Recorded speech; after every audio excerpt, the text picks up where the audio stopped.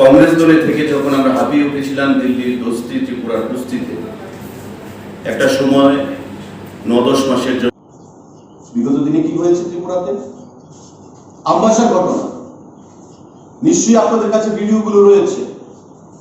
পশ্চিমবঙ্গ থেকে যে ছেলেদেরকে এখানে আনা হয়েছে তৃণমূলের দায়িত্ব দেওয়ার জন্য, আপনাদের কাছে ভিডিও রয়েছে, সমস্ত কিছু। জাস্ট আমি আপনাদেরকে জাস্ট দেখাতে চাইছি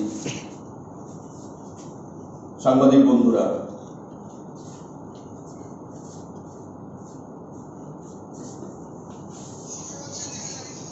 এই দেখুন সিআরপিএফ পুলিশকে কি বলছে,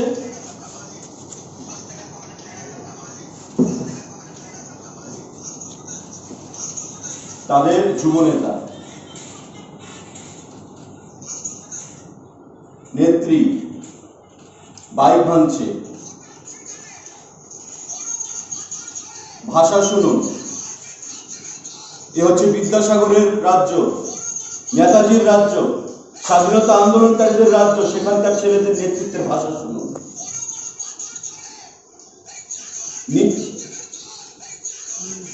জানোয়ার বিপ্লবদের সাংবাদিক সম্মেলনে আমি আনপার্লামেন্টারি টক করতে পারবো না যে ভাষা উনি বলছেন। কুণাল ঘোষ সারদা কাণ্ডে জেল ফেরত নেতা,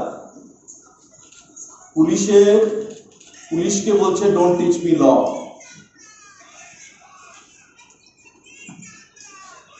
বিজেপির চামড়া তুলে নেব আমরা, কে বলছে? নেত্রী।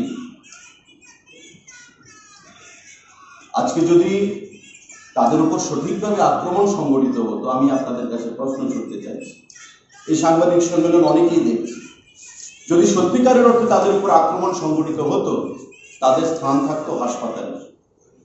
আজকে আক্রমণের 2 দিন বাদে তারা যেটা দাবি করছে যে আক্রমণ হয়েছে, এসএসকেএমএ নিয়ে নাটক মঞ্চস্থ করছে, স্পেশাল চার্টার প্লেনে উড়িয়ে নেওয়া হয়েছে, বলছে দেবাংশু বলছে যে পাথর মাথার পেছনে আঘাত লেগেছে বলছে, আর ব্যান্ডেজ দেখানো হচ্ছে সামনের দিকে। আপনারা যদি দেখেন, পৃথিবীর মধ্যে বোধহয় উনি একমাত্র ব্যক্তি যার রক্তের রং কালো। আমরা তো জানি রক্তের রং লাল হয়, ব্যান্ডেজ দিয়ে রক্ত বেরোচ্ছে, রক্তের রং কালো। তো এগুলো কাকে বোঝাচ্ছে? আমাদের ত্রিপুরা রাজ্যের মানুষ, আমরা সহজ সরল মানুষ, আমরা emotional. Sometimes we are carried away by emotion. It doesn't mean we are politically blind. আমাদের মুখ্যমন্ত্রী পরিষ্কার বলেছেন অতিথি দেব ভব। অভিষেকের উপর আক্রমণ করা হয়েছে, হেলিকপ্টার দিয়ে যাওয়ার কথা ছিল, বাইরে উঠে গেছেন। অভিষেকের গাড়ি চড়িলামের আমাদের যুব মোর্চার নেতৃত্বের উপর উঠিয়ে দেওয়া হচ্ছে। তখন এবার তারা সেটাকে প্রোটেস্ট করেছে, এটা একটা নাটক মঞ্চস্থ করা হয়েছে। প্রতিটি জায়গায় জায়গায় আমরা কি প্রশ্ন রাখতে পারি না? বিজেপির কেন্দ্রীয় আমাদের ন্যাশনাল প্রেসিডেন্ট জেপি নাড্ডার উপর প্রাণঘাতী হামলা হয়েছিল। কুণাল বাবু আজকে সাংবাদিক সম্মেলন করে বলছেন এটা নাকি বিজেপি গ্রুপিজম পলিটিক্স, বিজেপির লোকরাই নাকি জেপি নাড্ডার উপর হামলা সংঘটিত করেছে।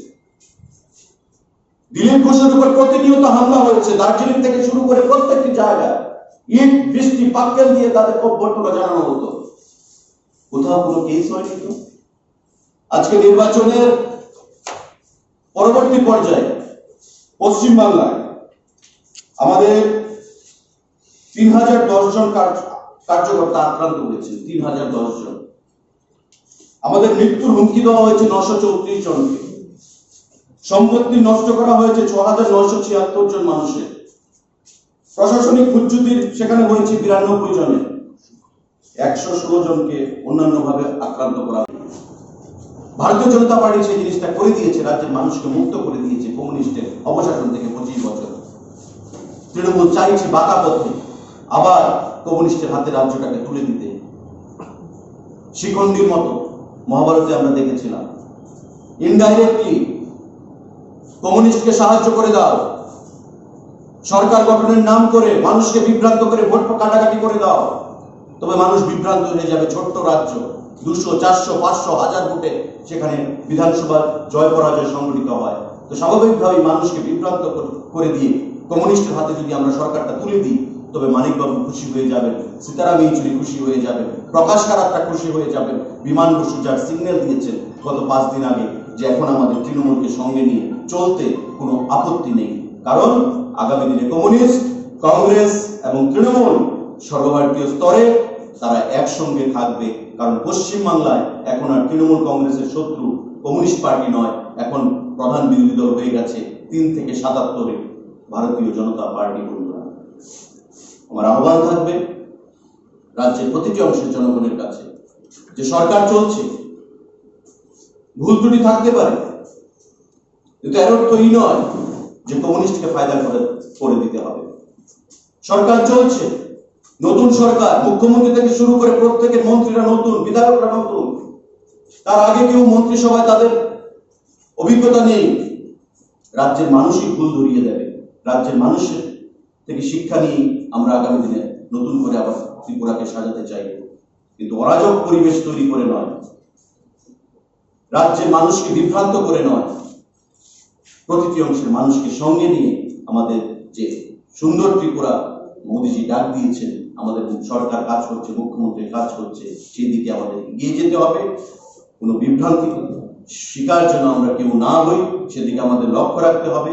এবং গণতান্ত্রিক পদ্ধতিতে, এর অর্থ এই নয় যে এলাম ফ্লাইট বুঝাই করে কোটি টাকা খরচ করে হোটেলে থেকে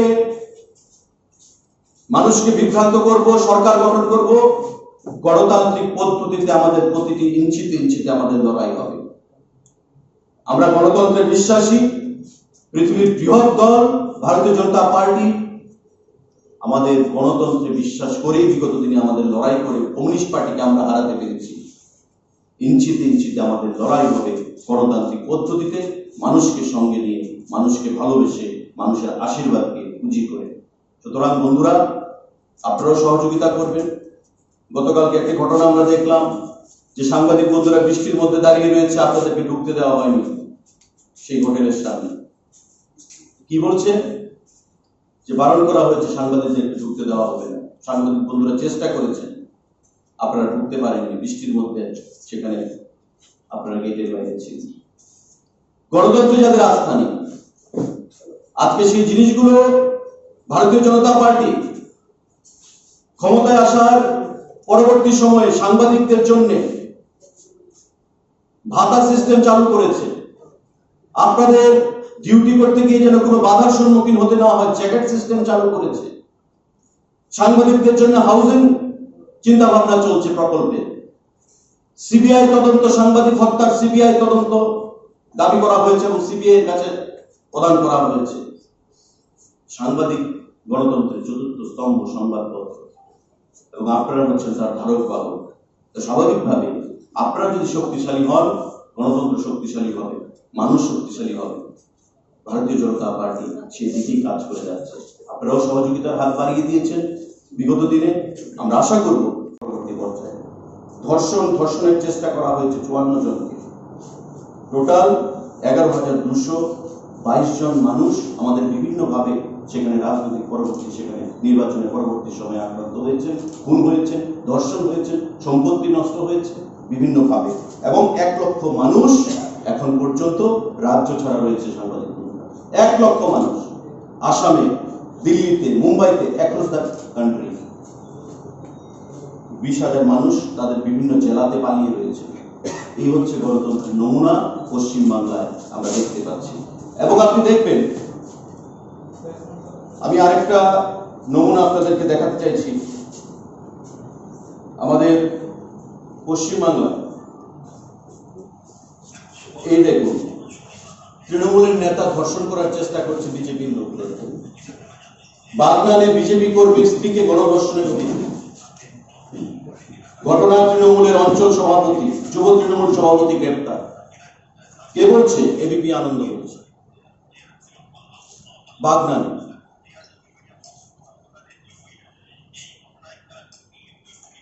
এই যে ঘটনাগুলো, আজকে তারা দিল্লিতে মহাত্মা গান্ধীর মূর্তির পাশে ত্রিপুরা নিয়ে কথা বলছে, চেঁচামেচি করছে। কেন? আজকে কেন আপনাদের ত্রিপুরা নিয়ে সেখানে এত লড়াইয়ের ময়দানে আপনারা সেখানে উত্তেজিত করছেন, লড়াইয়ের ময়দানে আপনারা কাঁপাচ্ছেন? বামফ্রন্টের শাসনে ত্রিপুরা রাজ্যে 25 বছর যখন তিনবার তৃণমূল কংগ্রেস এখানে হয়েছিল, আত্মপ্রকাশ করেছিল, মমতা ব্যানার্জি দিদি সেখানে তো সেই সহযোগিতাটা করেননি।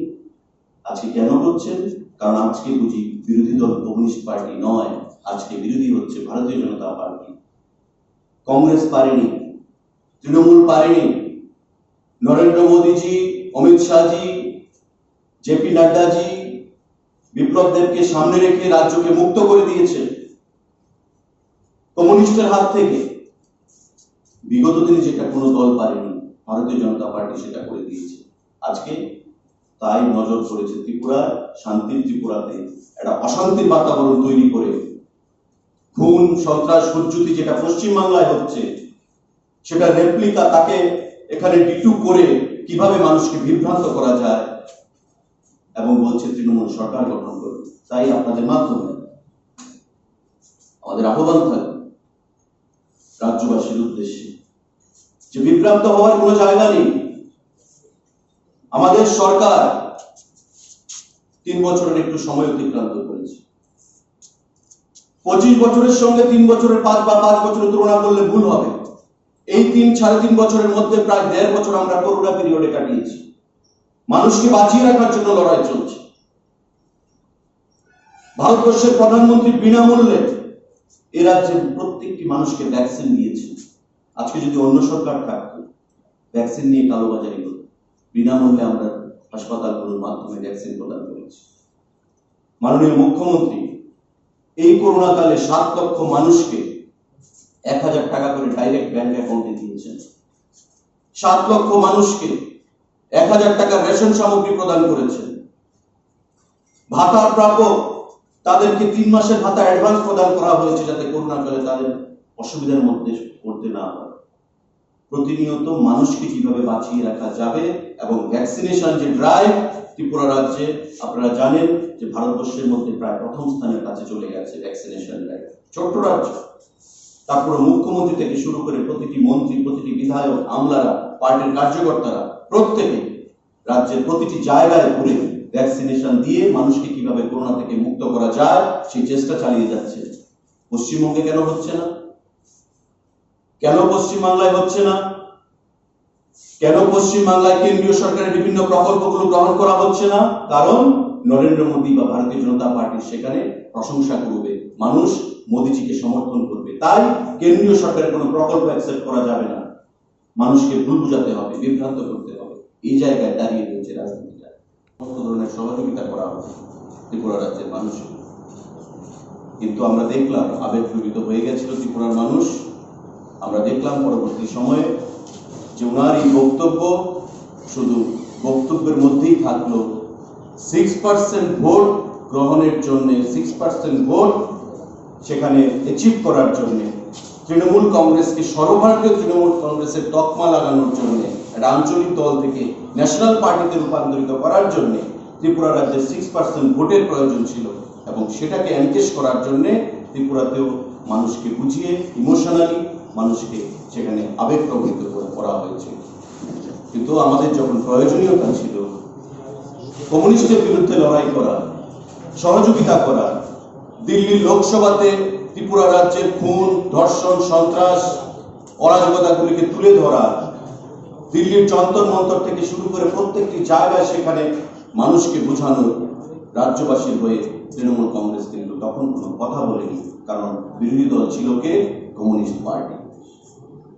আজকে আপনারা নিশ্চয়ই সাংবাদিক বন্ধুরা আপনারা দেখেছেন গত কয়েকদিন আগে সিপিআইএম এর হেভিওয়েট লিডার বিমান বসু বলছেন যে বর্তমানে আমাদের তৃণমূলকে সঙ্গে নিয়ে চলতে রাজনীতিতে সর্বভারতীয় স্তরে কোনো বাধা নেই।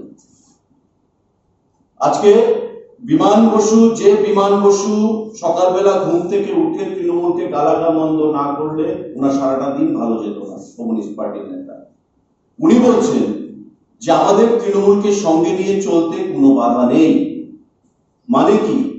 34 বছরে যেখানে শাসন করেছে তৃণমূল, প্রধান বিরোধী দল হিসেবে 2011 সালে সরকার গঠন করেছে, তারপর গত বিধানসভা নির্বাচনে একটি আসনেও সেখানে বামপন্থীরা জয়ী হতে পারেনি।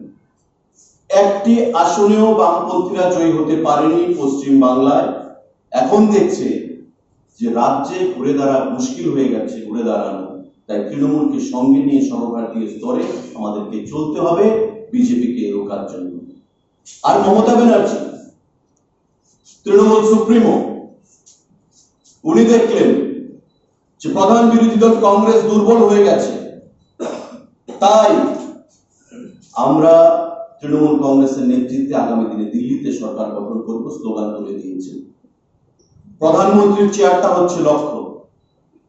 কমিউনিস্ট পার্টি তো সঙ্গে রয়েছে, কংগ্রেস দল সঙ্গে রয়েছে, শরদ পাওয়ারের সঙ্গে কথা বলছেন, তেজস্বী যাদবের সঙ্গে কথা বলছেন, প্রত্যেককে সঙ্গে নিয়ে বিজেপির বিরুদ্ধে একটা মঞ্চ তৈরি করতে চাইছেন। এবং এতে করে কমিউনিস্ট পার্টি যেহেতু পশ্চিমবাংলায় শেষ হয়ে গেছে, এখন কমিউনিস্ট আমার শত্রু নয়, কমিউনিস্টকে সঙ্গে নিয়ে আমি আগামী দিনে চলব। তাই কি করতে হবে? ত্রিপুরাতে কমিউনিস্ট ঘুরে দাঁড়াতে চাইছে, পারছে না, মানুষ তাদেরকে বর্জন করেছে। এবং আগামী দিনে যদি ভোট কাটাকাটির রাজনীতিটা করা যায়, তবে বিজেপিকে ভেঙে যদি কিছুটা হলেও আমাদের দিকে আনা যায়, তবে মাঝখান দিয়ে কমিউনিস্টকে আমরা ফায়দা তুলে দিতে পারবো। কারণ তৃণমূল, যার একটা বুথ কমিটি নেই, যার একটা পঞ্চায়েতের মেম্বার নেই, যার কোনো রাজ্য কমিটি নেই, সাংগঠনিক যার কোনো স্ট্রাকচার নেই, সেই তৃণমূল কংগ্রেস বলছে যে আমরা 2023-এ সরকার গঠন করব, 2023-এ রাজ্যে তৃণমূলের সরকার গঠিত হবে। স্বাভাবিকের অর্থটা কি? একটা লন্ডভন্ড পরিস্থিতি তৈরি করে, একটা অরাজকতা তৈরি করে সিপিএম কে মাইলেজ দিয়ে দেওয়া। কারণ বর্তমানে we are not at all concerned about Trinamool Congress, our main opposition is CPIM. বিধানসভায় 16টা বিধায়ক রয়েছে, বিধানসভার বাইরেও সিপিআইএম আমাদের প্রতিদ্বন্দ্বী রাজনৈতিকভাবে। সেই নজরটাকে ঘুরিয়ে দিয়ে রাজ্যবাসীকে বিভ্রান্ত করে যাতে তৃণমূলের পতাকাটাকে কিছুটা হলেও শক্তিশালী করা যায় এবং ভোট কাটাকাটির রাজনীতি করে আগামী নির্বাচনে সিপিএম কে ফায়দা করে দেওয়া যায়। কারণ সর্বভারতীয় স্তরে সিপিএম এর সহযোগিতা মমতা ব্যানার্জি রয়েছে। নতুন করে সেই মিতালি সর্বভারতীয় স্তরে কংগ্রেস, তৃণমূল, কমিউনিস্ট পার্টি সব মিলেমিশে একাকার হয়ে গেছে। পশ্চিমবাংলায় আমরা দেখেছি 3 থেকে 77খানা আসনে ভারতীয় জনতা পার্টি সেখানে জয় হয়েছে। প্রধান বিরোধী দলের তকমা আমরা ভারতীয় জনতা পার্টি দল পেয়েছি পশ্চিমবাংলায়। তো স্বভাবতই সিপিএম এখন আর শত্রু নয়, বিজেপি হয়ে গেছে তৃণমূলের কাছে প্রধান রাজনৈতিক শত্রু। আগরতলার একটা হোটেলে সাংবাদিক সম্মেলন চলছিল তৃণমূল কংগ্রেসের, এবং সারদা কাণ্ডে জেল ফেরত একজন ব্যক্তি সেই সাংবাদিক সম্মেলন করছিলেন, সাংবাদিক বন্ধুদের সম্বোধন করছিলেন। সেই একই বিষয়, সারবর্তা বা সারমর্ম কিছু নেই, একই বিষয়, মানুষকে বিভ্রান্ত করা, অলিক স্বপ্ন যে 2023-এ তৃণমূল কংগ্রেস ত্রিপুরায় সরকার গঠন করবে, ক্ষমতা দখল করবে। আমি জাস্ট আলোকপাত করতে চাইব, কারণ আমি ব্যক্তিগতভাবে আমরা সিপিআইএম এর বিরুদ্ধে লড়াই করে যখন ক্লান্ত হয়ে পড়েছিলাম এবং এই রাজ্যে 25 বছরের সরকার কমিউনিস্ট পার্টির নেতৃত্বে যে চলছিল, তাতে কংগ্রেস দলে থেকে যখন আমরা হাঁপিয়ে উঠেছিলাম দিল্লির দোস্তি, ত্রিপুরার কুস্তিতে, একটা সময় 9-10 মাসের জন্য তৃণমূল কংগ্রেসের শরণাপন্ন আমরাও হয়েছিলাম 2016 সালে।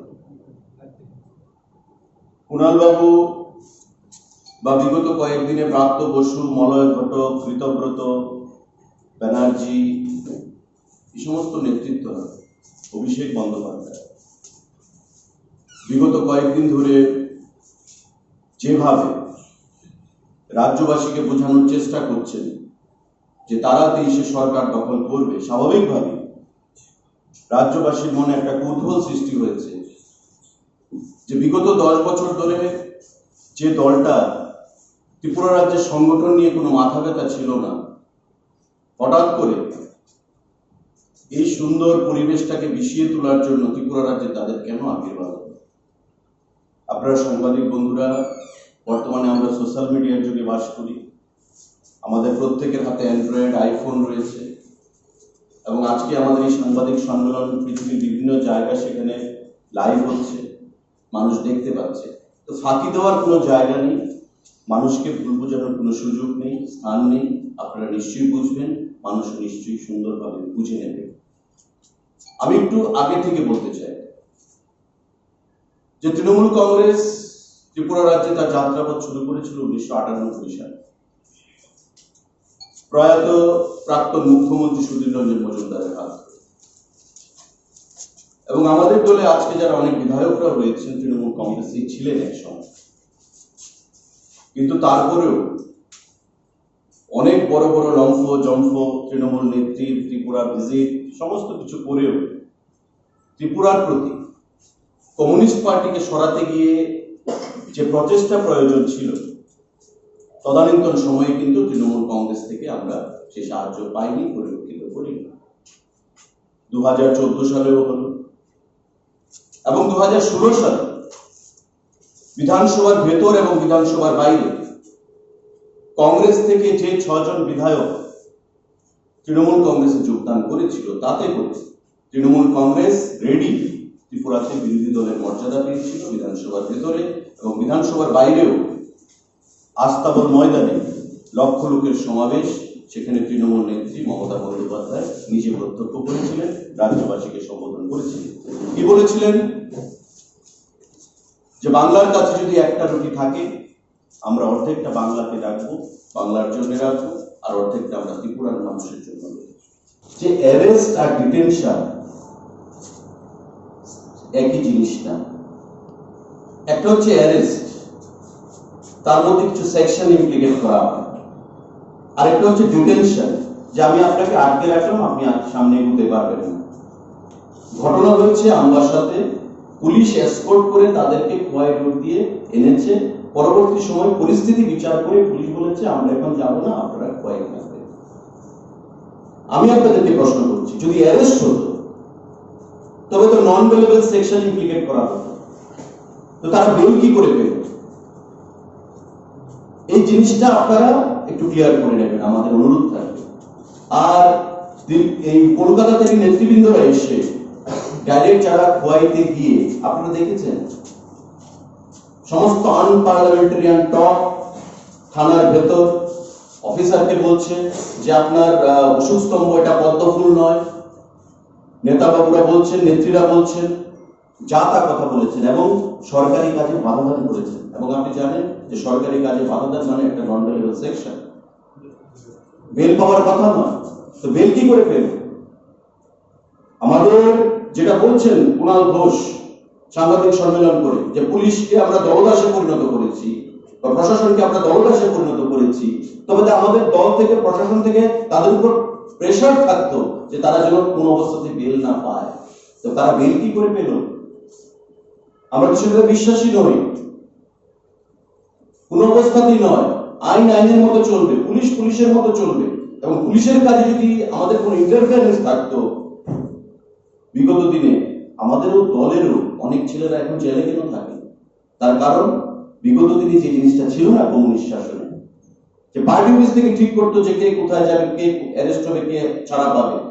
মাননীয় মুখ্যমন্ত্রী সেই জিনিসটা স্পষ্ট করে দিয়েছেন যে পুলিশের কাজে কোনো ইন্টারফারেন্স চলবে না, পুলিশ তার মতো কাজ করবে এবং যারা জাস্টিস পায় মানুষ, সেই জিনিসটা লক্ষ্য রাখতে হবে। এবং সেই জিনিসটাই হয়েছে, তাই তারা বেল নিয়ে গেছে। আসলে সেটা বেল নয়, অ্যারেস্টই ছিল না, তো বেল পাওয়ার কোথায়? এটা ডিটেনশন ছিল।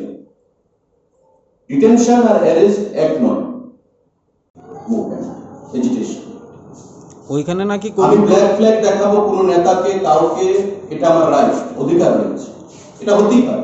বলেছে যে কোভিড প্রোটোকল মানা হয়নি। কোভিড প্রোটোকল তো তারা মানতে চায়নি। আইপেক এর তারা হোটেলে এসেছে, তাদের রিপোর্ট করোনা, আমাদের আরটিপিসিআর রিপোর্ট আমাদের আপনারা জানেন চেক করতে হয়। পুলিশ গিয়ে বলছে যে আপনাদের আরটিপিসিআর রিপোর্ট নেগেটিভ আসা পর্যন্ত আপনারা এখানে হাউস অ্যারেস্টে থাকবেন বা আপনাদেরকে আমরা নজরে রাখবো। এটাকে নিয়ে সারা ভারতবর্ষে একটা এমন নাটক মঞ্চস্থ করা হলো, আপনি পারবেন এই প্যান্ডেমিক সিনারিওতে অন্য স্টেটে গিয়ে হোটেলে থাকবে, স্বাভাবিকভাবে ওই সরকার বা ওই রাজ্যের প্রশাসন আপনার কাছ থেকে আরটিপিসিআর রিপোর্ট চাইবে। আপনি কোভিড প্যান্ডেমিক টাইমে এসেছেন, বা আপনি কে, আপনার আইডেন্টিটি কি, সেই জিনিসগুলোকে আমরা পুলিশ থেকে আমরা চাইবো না? আমরা জানতে সেখানে অধিকার নেই আমাদের। সেটা করা হয়েছে। অভিষেক ব্যানার্জি চলে এলেন, প্রাপ্ত বসুবাবু এলেন, মলয় ঘটক এলেন, ঋতব্রত এলেন, এমন একটা অবস্থা যেখানে যে পুলিশ দিয়ে তাদেরকে টর্চার করা হচ্ছে। এই যে মিথ্যার যে ফুলঝুরি, মানুষকে বিভ্রান্তি করে, এই জিনিসটা কিন্তু মোটেও কাম্য নয় একটা রেসপন্সিবল রাজনৈতিক দলের নেতৃত্বের কাছে। যারা প্রধানমন্ত্রী হওয়ার দাবি করে বা দেশ চালাতে দাবি করে, যারা দাবি করে যে ত্রিপুরাকে আগামী দিনে তারা সরকার গঠন করবে, তো মানুষ কিন্তু সমস্ত কিছুই বুঝে নেবে। আমি তো বললাম তো, গণতান্ত্রিকভাবে ইঞ্চিতে ইঞ্চিতে লড়াই হবে। জনগণ যদি বিগত দিনে দেখেছেন কমিউনিস্টের বিরুদ্ধে জনগণ কিভাবে এককাট্টা হয়ে পরিবর্তন এনেছে, আগামী দিনেও ত্রিপুরাতে তাদেরকে সেই ফলের অপেক্ষাই করতে হবে। মিডিয়া ফ্রেন্ডস, আজকে আমাদের এই কার্যালয়ে এই সাংবাদিক সম্মেলনে যারা উপস্থিত হয়েছেন, প্রত্যেককে আমাদের দলের তরফ থেকে এবং আমার ব্যক্তিগত তরফ থেকে অনেক অনেক অভিনন্দন জানাচ্ছি, শুভেচ্ছা জানাচ্ছি এবং ধন্যবাদ জানাচ্ছি। মূলত সাংবাদিক সম্মেলন আমরা দেখতে পাচ্ছি প্রতিদিনই হচ্ছে, এবং এমন কিছু ইস্যু নিয়ে বর্তমানে ত্রিপুরা রাজ্যের রাজনীতিকে বিষিয়ে তোলার চেষ্টা করা হচ্ছে। তাতে করে আমাদের নেতৃত্ব এবং আমাদের দলের যে স্ট্যান্ড বা রাজ্যের জনগণের সম্মুখে আমাদের দলের যে বার্তা, সেটা আগেই স্পষ্টীকরণ দেওয়া হয়েছে। কিন্তু এমন কিছু বিষয় রাজ্যের জনগণকে এবং রাজ্যের শান্তির পরিবেশকে বিষিয়ে তোলার যে চক্রান্ত, এটা দায়িত্বপূর্ণ এবং পৃথিবীর সর্ববৃহৎ দল হিসাবে সেগুলোর বিরোধিতা না করে সেটা থাকাটা বাঞ্ছনীয় নয়। তো স্বাভাবিকভাবে আপনাদের উদ্দেশ্যে আমাদের আজকে যে আলোচ্য বিষয় আমরা আপনাদের সামনে রাখব। পরবর্তী সময় সাংবাদিক বন্ধুদের যদি কোনো প্রশ্ন থাকে, নিশ্চয়ই আপনারা সে বিষয়ে আলোকপাত করবেন।